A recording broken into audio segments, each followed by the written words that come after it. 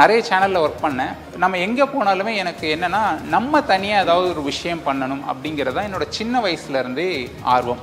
அது ஒரு பக்கம். இன்னொன்று, நான் சென்னைக்கு வந்ததுக்கு காரணமே வந்து ஒரு நல்ல திரைப்படம் பண்ணணும் அப்படிங்கிறதுக்காக ஜேர்னலிசம் அண்ட் மாஸ் கம்யூனிகேஷன் நான் படித்தேன் மெட்ராஸ் யூனிவர்சிட்டியில். ஸோ மெட்ராஸ் யூனிவர்சிட்டியை பொறுத்த வரைக்கும் அதாவது ஃபுல் டைமாக அங்கே யூனிவர்சிட்டியில் படித்தது. அங்கே பொறுத்த வரைக்கும் அரை நாள் தான் காலேஜ். அதுக்கப்புறம் நம்ம வந்து எங்கே வேணால் போகலாம். ஸோ அதை பிளான் பண்ணி அதுக்காகவே அந்த கோர்ஸ் எடுத்து ஒரு செட் ஆஃப் நண்பர்கள் உள்ளே வந்தோம். பட் அதுக்கப்புறம் சினிமாவில் தொடர முடியல, நிறைய காரணங்களால் மாறி மாறி ஒரு 4-5 பெரிய டெலிவிஷனில் ஒர்க் பண்ணேன். அதே சமயத்தில் ஒரு பக்கம் ஸோ இது ரெண்டுமே தான் இன்றைக்கி மெட்ராஸ் ஸ்ட்ரீட் ஃபுட் உருவாக்குறதுக்கு ஒரு காரணம். அது எப்படி காரணமாக மாறுச்சு அப்படின்னா, எங்கள் அப்பாவுடைய உடல்நிலை கொஞ்சம் கொஞ்சமாக ஒரு 10 வருஷ காலத்தில் நிறைய உடல் ரீதியாக நிறைய பிரச்சனைகளை அவர் ஃபேஸ் பண்ணார். அது எதனால் அப்படின்னு நான் ஆரம்பத்தில் நான் சிந்திக்கவே இல்லை.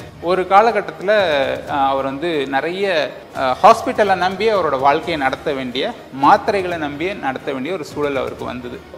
கிட்டத்தட்ட அவருடைய கடைசி காலகட்டத்தில் ஒரு 2-3 மாதம் வந்து ஹாஸ்பிட்டல்லே இருந்தார். ஸோ அப்போ நான் ஆக்சுவலாக யூடியூப்குள்ளே வந்துட்டேன். சேனல் ஆரம்பித்து மெட்ராஸ் ஸ்ட்ரீட் ஃபுட் கொஞ்சம் போயிட்டுருக்கு. ஸோ அப்போ மெட்ராஸ் ஸ்ட்ரீட் ஃபுட்டுக்குமே வந்து எதை நோக்கி நம்ம சேனல் போகணும் அப்படிங்கிற ஒரு கரெக்டான பாதை இல்லை. ஒரு நல்ல உணவும் பண்ணுவோம், எல்லா விதமான ரிவ்யூஸும் பண்ணிகிட்டு இருந்தோம்.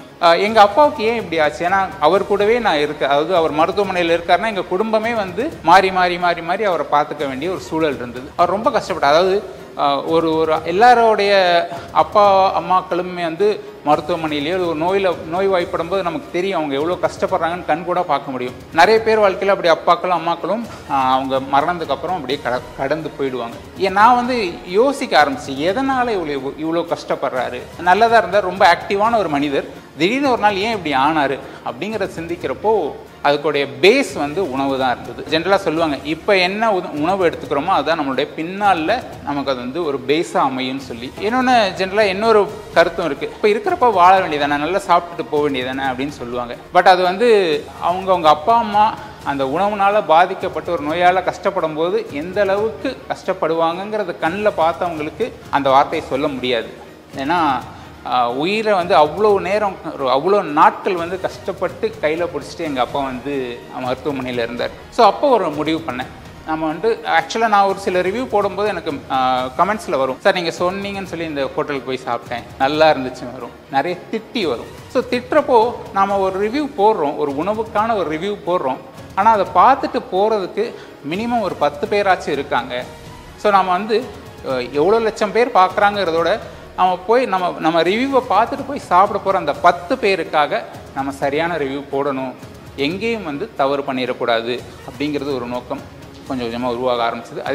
அதே மாதிரி எங்கள் அப்பா மாதிரி இன்றைக்கி நோயால் பாதிக்கப்பட்டு நிறைய பேர் இறந்துட்டு வர்றாங்க. பல வகை நோய்களுக்கு அடிப்படை காரணம் உணவு தான். இந்த மக்கள் தொகைக்கு நிறைய உணவு கொடுக்கணுங்கிறதுக்காக என்றைக்கு ரசாயனம் கலந்து நம்மக்கிட்ட நிறைய உணவுகள் வர ஆரம்பிச்சதோ ரொம்ப டேஸ்ட்டாக நம்ம சாப்பிட ஆரம்பித்தோம். பட் நம்மளுடைய ஆரோக்கியத்தை கன்ஃபார்மாக இழக்க ஆரம்பிச்சிட்டோம். அது வந்து எல்லாருமே வந்து ஒரு காலகட்டத்தில் நம்ம உடல்நிலை பாதிக்கப்படும் போது தான் அதை நம்ம வந்து ஃபீல் பண்ணுறோம். ஸோ நம்மளால் என்ன பண்ண முடியும்? ஒரு யூடியூப் அப்படிங்கிறது ஒரு வந்து நமக்கு நேரம் கிடைக்கும் போது பார்க்குற ஒரு என்டர்டெயின்மெண்ட் சேனல். அதை வந்து நம்ம வந்து முடிஞ்ச அளவுக்கு நம்ம பண்ணுற ஒவ்வொரு 10 நிமிஷ வீடியோ ஆகட்டும், 15 நிமிஷ வீடியோ ஆகட்டும், அது வந்து பார்க்குறவங்களுக்கு என்கேஜிங்காகவும் இருக்கணும், அதே சமயத்தில் ஏதோ ஒரு விதத்தில் அது யூஸ்ஃபுல்லாக இருக்கணும் அப்படின்னு யோசித்தோம். ஸோ அப்படி தான் என்னோடய பாதை ஆரம்பிச்சது. ஸோ ஒரு காலகட்டத்தில் எங்கள் அப்பா தவறிட்டார். ஸோ அதுக்கப்புறம் நம்ம வந்து இனிமேல் பண்ண போகிற ஒவ்வொரு வீடியோக்களுமே வந்து முடிஞ்ச அளவுக்கு நல்ல உணவை கொடுக்குறவங்களையும் நல்ல உணவை கொடுக்குற மனிதர்களையும் பற்றி பதிவு பண்ணணும்னு நினச்சோம். அதாவது இப்போ ஆக்சுவலாக என்னென்னா, இப்போ நம்ம பண்ணுற ஒவ்வொரு வீடியோக்கள்லையுமே உள்ள மனிதர்கள், இப்போ நான் எப்படி வந்து என்னுடைய அப்பா பாதிக்கப்பட்டதுனால ஒரு நல்ல வீடியோக்கள் நல்ல உணவுகளை தேடி அதை உங்கள்கிட்ட கொண்டு வந்து சேர்க்கணும் அப்படின்னு நாங்கள் யோசித்தோமோ, அதே மாதிரி நாங்கள் பதிவு பண்ணுற ஒவ்வொரு மனிதர்களுமே அவங்க வாழ்க்கையில் வந்து ஏதோ ஒரு வகையில் கொஞ்சம் அவங்க குடும்பத்தில் உள்ள யாரோ ஒருத்தர் உணவு சரியில்லாதனால பாதிக்கப்பட்டவங்க இன்றைக்கி உணவு தொழிலில் இருக்காங்க. ஆக்சுவலாக ரொம்ப நல்ல உணவு கொடுக்குற நிறைய பேர் வெளியவே தெரியாமல் சத்தமே இல்லாமல் அவங்க வேலைகளை பண்ணிகிட்டு இருக்காங்க. ஆனால் இப்போ ஆக்சுவலாக இப்போ நல்ல உணவு கொடுக்கணும்னு நினைக்கிறாங்க, பட் அவங்க கையில் காசு இல்லை. ஏன்னா அந்த நல்ல உணவை போய் சாப்பிட்றதுக்கான மனிதர்கள் ரொம்ப குறைவாக இருக்காங்க. ஸோ அவங்க 2 பேர்த்தையும் இணைக்கணும் அப்படிங்கிறது தான் எங்களுடைய சேனலுடைய நோக்கமாக இருந்தது.